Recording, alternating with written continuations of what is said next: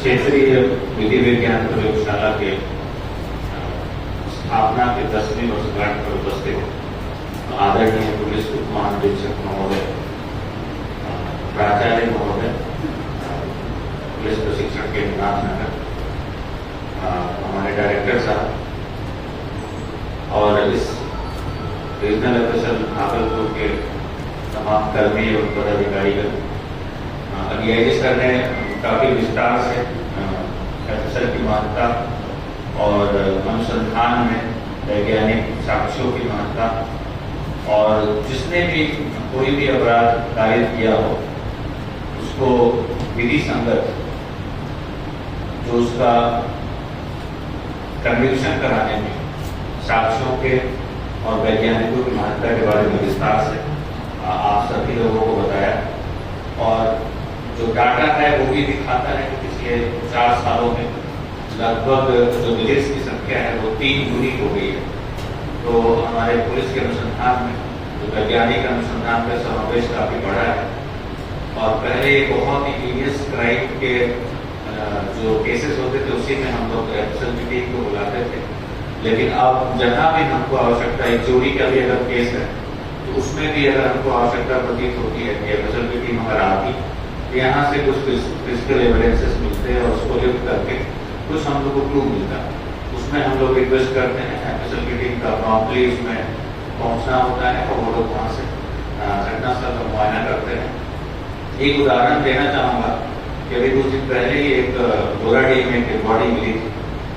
और जब हम लोगों ने कई सारे सीसीटीवी वगैरह का अवलोकन किया तो ये पता चला कि एक स्कॉर्पियो से उस गाड़ी को उस बॉडी को कैरी किया गया था और उसको एक क्षेत्र था, सुनसान क्षेत्र था, वहाँ पे उसको फेंक दिया गया। फिर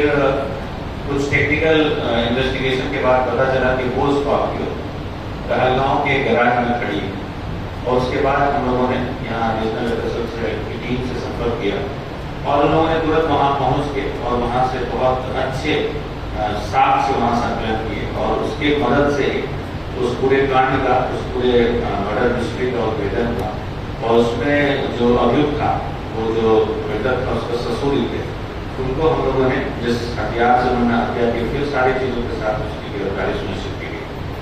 कहने का तात्पर्य है कि अनुसंधान में तो मदद मिलता ही है, बहुत सारे ऐसे केसेस, ब्लाइंड केसेस होते हैं, उनको खोलने में एफएसएल की बड़ी भूमिका रहती है। और एक चीज और कहना चाहूँगा, जब हम लोगों ने लगभग 10 साल पहले बिहार कैडर ज्वाइन किया था तो मुझे आज भी याद है हम लोग ट्रेनिंग्स थे और उस समय के जो पुलिस महानिदेशक महोदय थे अभियानंद सर, उस समय जो पटना एफएसएल था वो आज जहाँ सरदार पटेल भवन खड़ा है वहीं पर अवस्थित था और उस समय नई डीएनए फिंगर प्रिंटिंग की मशीन आई हुई थी और सर ने बड़े ही इंटरेस्ट लेते हुए जितने हम लोग थे प्रोफेशनल उनको उस लैबोरेटरी का विजिट कराया। जितने सारे सेक्शन थे एक सेक्शन जो इंचार्ज थे और आधे घंटे का सेशन था और उस पूरे सेक्शन के बारे में डिटेल से बताया और उन्होंने कहा कि जो फ्यूचर है, फ्यूचर में जो पुलिस के जो पारंपरिक अनुसंधान के तरीके हैं उससे हम लोग को आगे बढ़ना पड़ेगा, हमारे वैज्ञानिक अनुसंधान को उसमें समावेश करना होगा और उसमें एफएसएल की भविष्य